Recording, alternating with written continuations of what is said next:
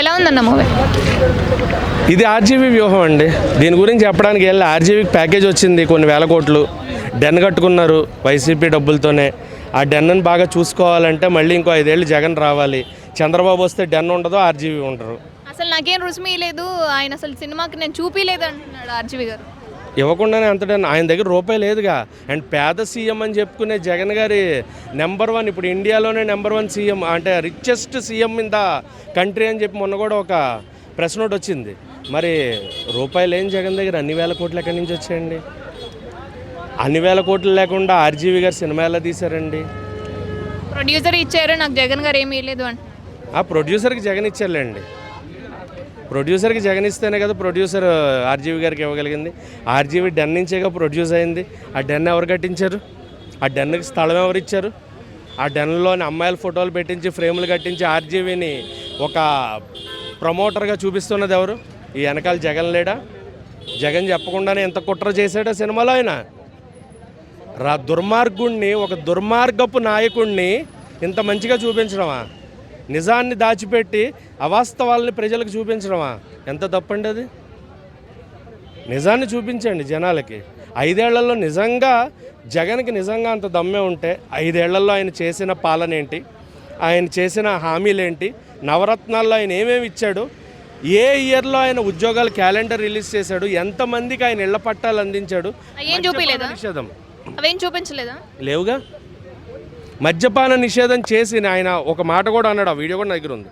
నేను మద్యపాన నిషేధం చేసే 2024లో నేను ఓట్లు అడుగుతాను, ఓట్లు అడగడానికి ప్రజల ముందుకు వస్తాను. మరి మద్యపాన నిషేధం ఏది?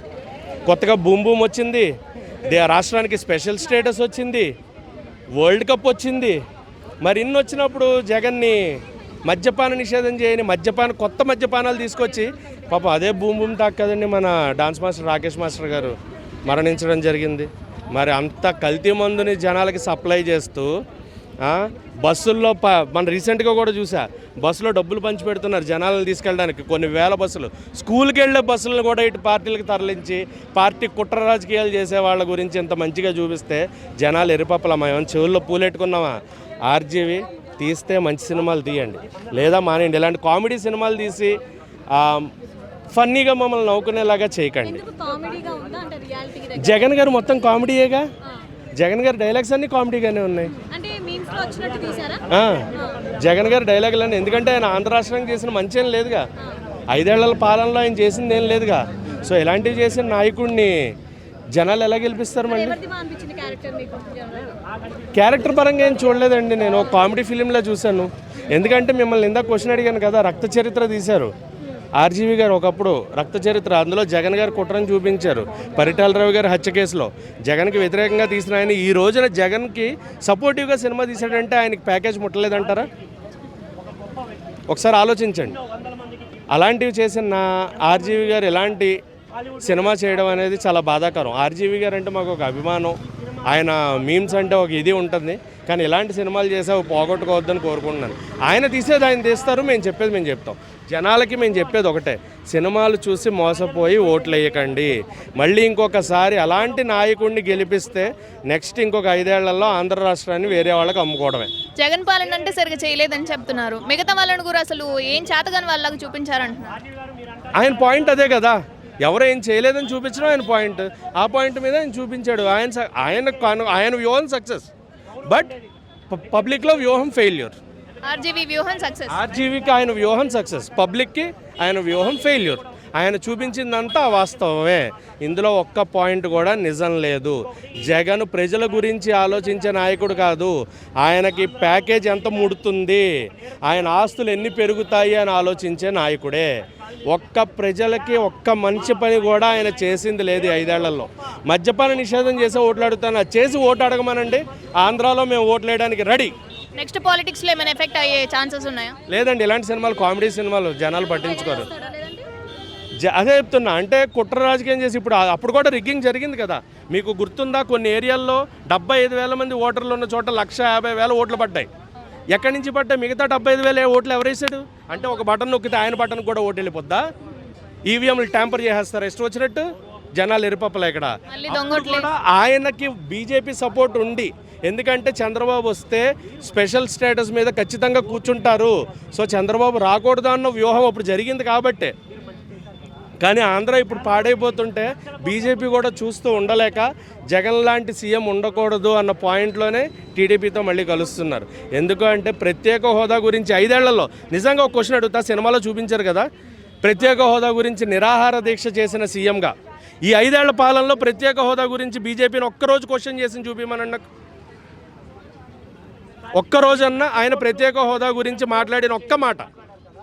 కానీ ఆంధ్ర రాష్ట్రానికి ప్రత్యేక హోదా తీసుకొచ్చాడండి జగన్. స్పెషల్ స్టేటస్ మందు తీసుకొచ్చాడు. ఆ మద్యంతో జనాలు అందరూ కూడా ప్రత్యేక హోదాని బాగా ఎంజాయ్ చేస్తున్నారు. దాంతోపాటు మనకి రాని వరల్డ్ కప్ను కూడా తీసుకొచ్చారు. ఆ వరల్డ్ కప్ను కూడా ఎంజాయ్ చేస్తున్నారు. రాష్ట్రానికి ఏమేం కావాలో ఆయన మందు రూపంలో, మద్యం రూపంలో తీసుకొచ్చి జనాల్ని ఆనందపరుస్తూ ఉన్నారు. దాని ద్వారా ఓట్లు జయించే ప్రయత్నం చేస్తున్నారు. జనాలు పిచ్చోళ్ళు కాదు, జనాలను పిచ్చోళ్ళని చేసే ప్రయత్నం ఆర్జీవీ కాదు, జగన్ కాదు, ఎవరు చేసినా జనాలు న్యాయంగానే ఉంటారు, ఆలోచించే ఓట్లేస్తారు. రేటింగ్ ఎంత ఇస్తారన్న? రేటింగా 1 పాయింట్ కూడా ఇవ్వను, 0.001. 2024 ఎలక్షన్స్ ఉన్నాయి. అందరూ అడుగుతున్నారు, ఏమని అడుగుతున్నారంటే సంక్షేమ పథకాలు ఇచ్చావు కరెక్టే, అభివృద్ధి లేదు కదా అని. ఆ ప్రశ్నని భారతి గారి ద్వారా జగన్ గారు ఈ క్యారెక్టర్లో ఆర్జీవీ చూపించాడండి. ఏం చేశాడంటే భారతీ మేడం క్యారెక్టర్లో అడుగుతారు, ఏమండి మీరు సంక్షేమ పథకాలు పెడుతున్నారు కదా, అభివృద్ధి లేదు కదా అని. అప్పుడు జగన్ చెప్తున్నాడండి, ఆ క్యారెక్టర్ చెప్పాడు, సిమెంట్ రోడ్లు, ఒక మంచి సిమెంట్ రోడ్డు వేయడం వలన, లేదా బిల్డింగ్లు కట్టడం వలన, ఒక రాజధానులు కట్టడం వలన అది అభివృద్ధి కాదు, పథకాలు ఇస్తేనే అభివృద్ధి, నేను చూశాను అని ఈ వ్యూహం సినిమాలో ఆర్జీవి గారు జగన్ క్యారెక్టర్ ద్వారా భారతి ప్రశ్నేస్తారండి. భారతి మేడం ప్రశ్నేస్తే చెప్పారన్నమాట, నేను సంక్షేమ పథకాల మీద ఆధారపడ్డాను, నేను అవే ఇస్తాను, సిమెంట్ రోడ్లు కానీ పెద్ద పెద్ద బిల్డింగ్లు కానీ అవసరం లేదు అని చెప్పించారండి. ఇవి నేను తెలిసినంత వరకు ఏం జరిగింది, జగన్ గారు జైలు నుంచి మళ్ళీ అధికారం పొందే వరకు చూపించారు తప్ప ఈ సినిమా చూసేసి వైసీపీ ఓట్లు ఎక్కువ పడిపోవడం, జనసేనకు ఓట్లు వేయకపోవడం, టీడీపీకి ఓట్లు వేయకపోవడం అంటూ ఉండదు. ఇది సరదాగా సినిమాగా చూస్తారు, అంతేగాని ఇది పెద్ద ప్రభావితం చేసే సినిమాలాగా నాకు అనిపించలేదు. ఇది ఎన్నికలు ఏమీ ఎఫెక్ట్ ఉండదు. ఏం రోజు మనం చూసేదే కదా, రోజు ప్రత్యేకంగా ఏం చూపించలేదు మనకి, రోజు ఏం జరిగిందో అవే చూపించాడు. ఉన్నది ఉన్నట్టే చూపించారా, కల్పితాలు ఏం లేవా? కాకపోతే ఏంటంటే జగన్ని జైలుకి పంపించడం అనేది మనకు తెలియదు. అలాగే చంద్రబాబు నాయుడు గారు అది కాంగ్రెస్ 2 కుట్ర చేసి జగన్ గారు పంపించడం అనేది మన ఆర్జీ గారి వ్యూహం. ఈ వ్యూహంలో చూపించాడు, నిజమా కాదా మనకు తెలియదు. అది క్యారెక్టర్ మరి ఆటోమేటిక్గా మనకు అనిపిస్తుంది. ఆర్జీ గారు ఏమంటాడంటే కొద్దిగా చూడడానికి ఎలా ఉందంటే కొద్దిగా వేళ కూడా నవ్వు వచ్చేలాగా చేస్తాడు ఆయన. అంటే వీళ్ళ రియల్ హీరోస్ కదా, ఎవరో చిరంజీవి, పవన్ కళ్యాణ్. అలా కాకుండా ఆయన ఊగటం, చిరంజీవి గారు ఏమో అంటే తను ఎందుకు ప్రజారాజ్యం అంటే అట్రప్లాఫ్ అయింది, ఇలా కొద్దిగా వెకిలిగా చూపించారండి. దానివల్ల వైసీపీకి ఎఫెక్ట్ ఉంటుందేమో నేను అనుకుంటున్నాను. అంటే చిరంజీవి గారి మీద, పవన్ కళ్యాణ్ మీద కొద్దిగా సానుభూతి పెరుగుతుందేమో అనిపిస్తుంది నాకు అనిపిస్తుంది. ఎందుకంటే మామూలుగా యాసిటీ చూపిస్తే పర్వాలేదు, వేళాకోళంగా చూపించాడు. వేళంగా చూపిస్తే అది ఒక పట్టుదల వస్తుంది వాళ్ళల్లో. ఏమంటే మా హీరోని ఇలా చేస్తావా, ఇంకో 10 ఓట్లన్నా నేను వైసీపీ పడకుండా చూస్తాను. పాపం ఇక్కడ ఏంటంటే వైసీపీకి ఎఫెక్ట్ ఉంటుందని కానీ టీడీపీకి జనసేనకి ఎఫెక్ట్ ఉంటుందని నేను అనుకోవట్లేదు. నాకు తెలిసినంత వరకు ఏమీ లేదు, సింపుల్ కదా. జగన్ గారు